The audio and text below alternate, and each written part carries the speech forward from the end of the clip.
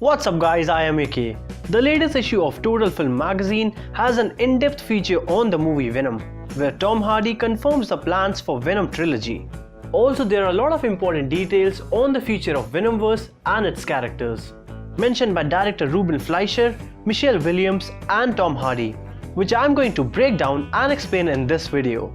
If you're new, make sure to subscribe for all the latest updates, breakdowns, reactions, theories and lot more crazy pop culture videos. Now without wasting any time, let's get started. The first and the most important detail is the sequel of the movie Venom and its trilogy. Tom Hardy has said that he is open to whatever Sony is planning, and he also stated that he has signed up for 3 films already. So clearly Sony has plans for Venom Trilogy. So what Sony is doing by signing Tom Hardy for 3 films is that they don't want any complications later on if they want to continue with Venomverse and bring more characters and stories in the sequel. So they have signed Tom Hardy already for minimum of 3 films, which I'm sure Sony will definitely do. And after making 3 Venomverse movies or Venom Trilogy, they'll see where they want to head next. Because Venomverse in comics is huge, there's a lot that Sony can bring to the table and they'll need at least 3 movies to do so. Tom Hardy also mentioned that they'll see what people's responses are to the first movie and then decide the direction they want Venomverse to head to. Now what it could mean for Tom Holland's Spider-Man to come face to face with Venom, as Tom Hardy said that Sony is all prepared to make it a standalone universe.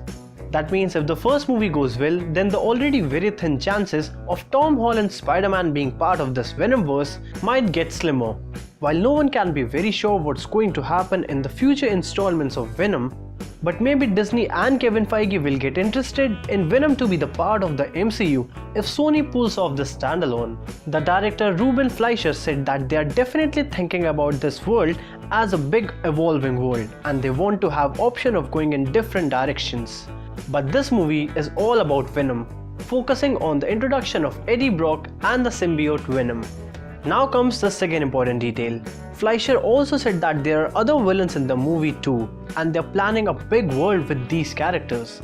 He's talking about the 4 other symbiotes that we'll see in this movie apart from Venom and Riot. These symbiotes are Agony, Lasher, Phage and Scream. You can check out my Venom trailer breakdown video to know more about them. I'll link it in the end of this video and also in the description down below. This movie will basically deal with Venom and Riot. And when the director was asked about Carnage, an iconic Spider-Man villain, a character Woody Harrelson is rumored to play, he said that it'll be fun for fans to go see the movie and see for themselves. Now he wouldn't have said this if Carnage is not in there, but this movie will not majorly feature the iconic villain. They'll most probably set him for a sequel after giving him few minutes in the end of this one so that the fans will know that Carnage is coming in the next one. Now the third and the last important detail.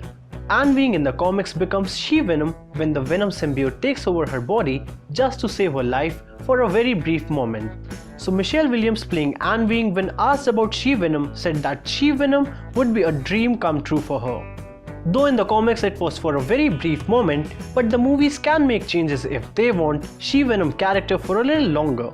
But it's not going to happen in the first movie, and in the sequel the character in the spotlight will be Carnage. And if the sequel goes on to be great, then Sony can go for the trilogy. The third movie can be a crossover bringing other Spider-Man related characters that Sony owns and is planning to make a movie upon. And who knows, maybe by that time some of them would have already appeared in their own movie, such as Kraven The Hunter.